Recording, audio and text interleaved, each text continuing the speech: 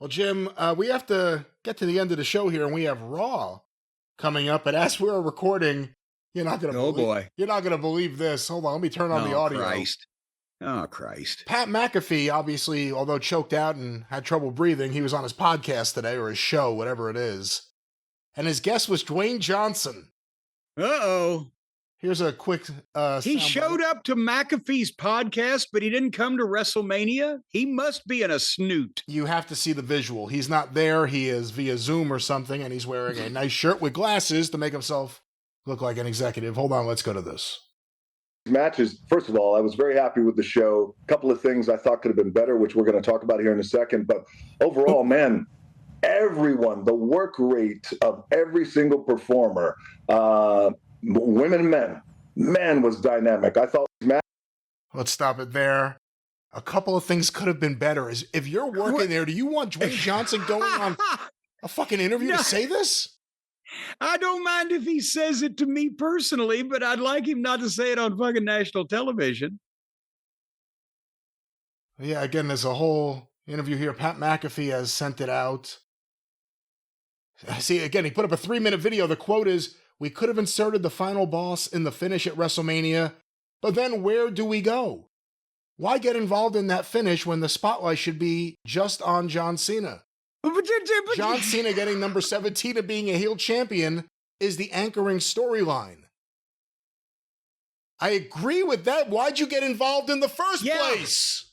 Yes, once you showed up, once you were at the scene of the crime, you needed to be brought back later for questioning, didn't you? Real quick, before I even play any other audio, Triple H goes into the Hall of Fame, gives the longest speech in the history of mankind, thanks everyone he's ever met and works with currently, except for Dwayne Johnson, The Rock, who conveniently enough was nowhere near WrestleMania. Thanks for nothing. After inserting himself in the picture with the John Cena turn, and as you discussed, was not needed. He was not needed for the John Cena turn. It distracted from everything else, and then people expected him there. Him giving Cody the ultimatum distracted from people's consistent support of Cody. They were going like, well, what's he going to do? Is he going to do that? It was completely a bump on a log. Yeah, again, there is tremendous disappointment from people due to the finish at WrestleMania Night 2, and a lot of it was from the expectation, how could The Rock not be there, based on the way things went down? And now here he is saying, the storyline is John Cena getting the title win. What would I do? The spotlight should be on him. What do you think of all this? It was presented like he was the one that talked Cena into doing this. Let's talk about you saying the final boss needs to step away to, kind of let the spotlight be where it should be with John and Cody, who, potentially you talk about John being the GOAT. There's a chance Cody, when it's all said and done, is also trying to vie for a spot on that Mount Rushmore rock with his dad on the backside with you raising your eyebrow. A lot of people just assumed you were going to show up. So when Travis Scott comes out, they think there's a chance of maybe, there's going to be a reunion from the Elimination Chamber. What are your thoughts on Travis Scott getting involved and you saying, I need to stay out of that? Was there ever a moment where anybody was trying to tell you differently? Like, no, final boss. Anytime you're around is a good thing, not a bad thing. Stop this here for a second. They all address him backstage. Hey, final boss. Please don't come around. Yeah, that's what he's saying. Has anyone said? Don't come around here no more. That was a very long-winded question from Pat McAfee, but let's get to what Dwayne Johnson It had an element of dear leader in it, or like he was trying to talk to Trump. He had to put him over first. Oh, fearless leader. Yeah, instead of final boss, fearless leader. Oh, fearless leader. Yeah. Oh.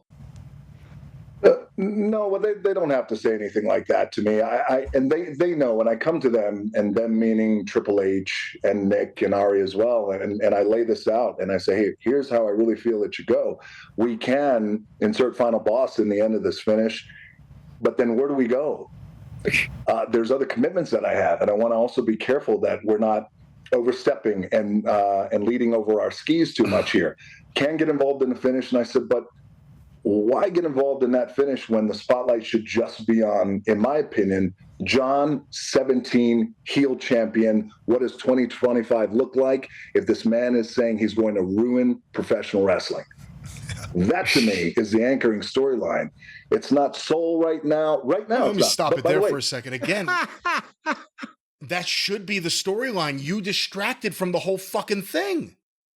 Well, no, but I think he's being nice. He's saying, hey, why should I could be in the finish if I wanted to, but hey, let the kids have their moment. And again, when I talked to them over there, Paul, Nick, Ari, it's not like he's like, hey, let me call Bruce and run something by him. He goes right to the boss of the bosses, his boss. We'll go back to it. Yeah, We'll still got it. Yeah. Still We'll go back to Soul. Look, I can't take the text that I got and from the guys that I got, who are these top guys who are saying, one in particular who I love is my guy. I call him the Superman of the company. He's like, listen, my soul's for sale when it's time. And I said, I love it. Let's do it. So look, I love Travis Scott involved, and I'll tell you why. Because he loves wrestling. He's a huge fan, and he respects it. He's working his ass off. I know that he has plans to train with stop Booker right now. T. Do you hate him yet? Do you hate The Rock yet? Yeah, he loves it. He's working his ass off. He walked to the ring. It took him 2 minutes, and he got fucking dumped on his head. He's working his ass off. He's going to train with Booker T.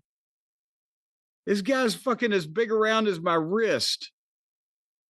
Let's not do anything to deprive Booker T of that payday for this, but let's go back to this audio.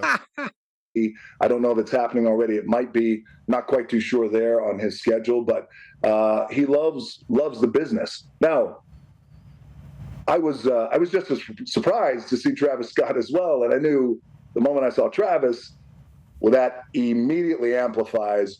Well, here comes the final boss. And so again, yes, I love. Yes, I mean, that amplifies it. They were waiting. Let me stop here. McAfee's unbearable. Yeah, he needs to. Yeah, just don't. The idea that he didn't know Travis Scott was going to be there. He was surprised by it, so now you don't know how much he's working. And of course, that's going to amp up things. People expecting the guy who was walking with him to the ring the last time we saw this guy. The problem is now he's just like Travis Scott is my friend and he's a star and I like hanging around him because he's with the cool kids. So I'll let him play on my show. Yeah, I think I texted you. I think I texted you as it was happening. Holy shit. You were like, are you coming out? And I was like, no, dude, I would tell you if I'm coming out. I'm not kayfabing you. But again, I loved at the end of the day, North Star, John Cena, heel champion, 17, the GOAT. Says he's going to ruin wrestling. Now we tune every week in every week to see how it happens, how that goes down. No, we don't. He said how many weeks he has left. We don't tune in every week. We tune in 26 more weeks. That's what we tune in. Some parts of it I would have just adjust a little bit more. I would have finessed it a little bit more. But it was a great WrestleMania. I think you all should be incredibly proud. Let me stop it there before he claps to The Rock for the success of WrestleMania. If you were the boss, the booker, whatever you want to say Triple H is, and we'll use him as the example here, and 2 days later, you have someone who at worst is an equal, but is actually higher up on the totem pole, do you want your boss, for lack of a better term, going on TV and saying, I would have done things better? Even if you would have. Even if he would have. Well, we didn't listen to the entire interview, but did he enumerate on these things or did he just leave it there? Because if he started dissecting shit, well, I think it should have gone this way, then yeah, that would cause some heat.